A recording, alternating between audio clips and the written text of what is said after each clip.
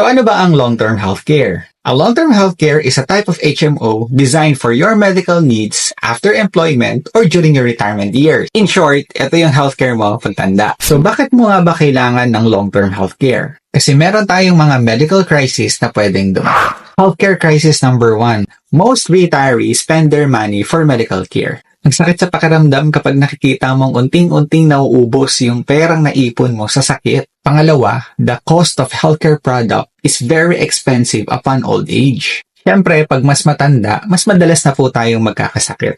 Isama mo pa yung inflation. Pangatlo, HMO companies can no longer cover you if you are already sick. Kaya habang malakas ka pa ngayon at wala pang sakit, maganda na meron ka ng healthcare para sa iyong pagtanda. Pang-apat, hospitals only accept cash or health card. At alam mo ba, kapag ikaw'y na hospital, hindi naman tatanungin kung ilan ang lupa mo, ilan ang kotse mo, at gaano kalaki ang bahay mo. Hindi nga rin tatanungin kung ano ang insurance mo. Ang tatanungin sa'yo ay kung ano ba ang health card mo. Panglima, SSS and PhilHealth is not enough to cover your medical bills and old age medical maintenance. Hindi talaga pwedeng iasa natin sa gobyerno ang pangangailangan natin pang medical pagtanda. Alam mo ba na 5,000 to 18,000 pesos lang ang pensyon na binibigay sa SSS at maximum 10 to 20% lang ng hospitalization ang pwedeng i-cover ng PhilHealth. Yes, maganda ang mga government benefits na ito.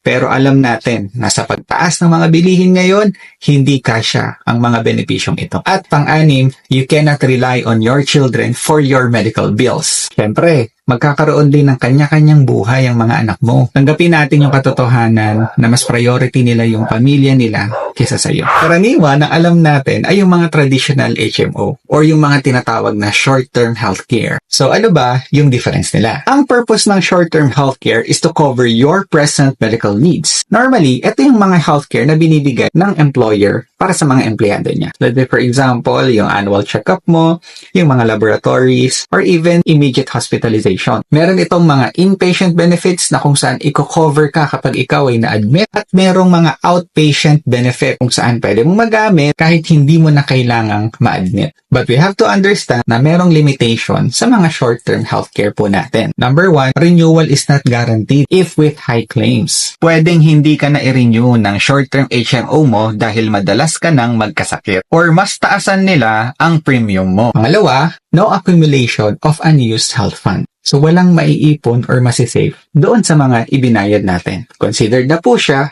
as income for the HMO company. Pangatlo, there is no term insurance coverage. Kasi ang focus lang ni HMO is to cover your medical needs. Pang-apat, no return of premium for non-utilization. So, paano naman kung hindi ka nagkasakit or ayaw mo naman talagang magkasakit, di ba? So, kahit sabihin mo pa na hindi mo naman nagamit yung HMO mo, walang ibabalik na premium sa'yo. Kaya minsan, naiisip natin, gamitin ko na lang kaya kahit wala naman talagang sakit. Kasi nga, naiisip natin na sayang. Panglima, most HMO companies cover only up to age 60. Some cover beyond age 60. But it is very expensive. Kaya pag malapit ka ng tumungtong ng 60 anyos at wala kang nakaprepare na long-term healthcare, mauubos lang yung mga perang pinaghirapan natin sa loob ng maraming panahon. At pang-anim, the moment you retire or resign, you cannot bring with you the HMO from your company. So kahit 20 or 30 years ka pa sa company or employer mo,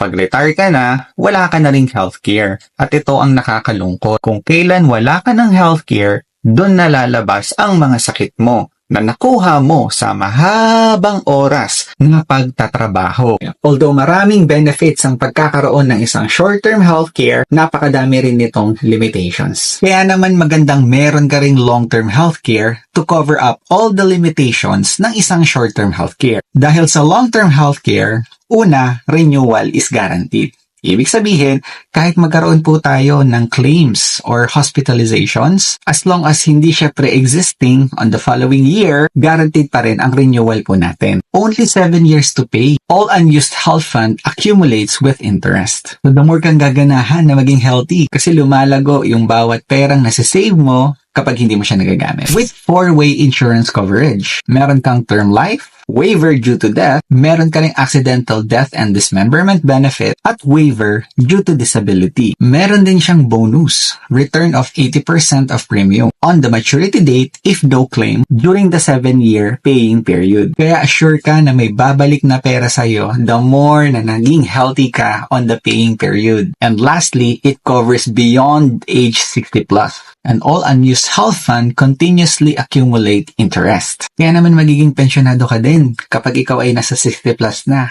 May healthcare ka na, nag-earn pa ng interest yung healthcare fund mo in the future. Kaya kung gusto mo magkaroon ng sample proposal at mahanap yung best plan na mag-fit sa pangangailangan mo, message mo lang ako sa aking Facebook page or personal messenger.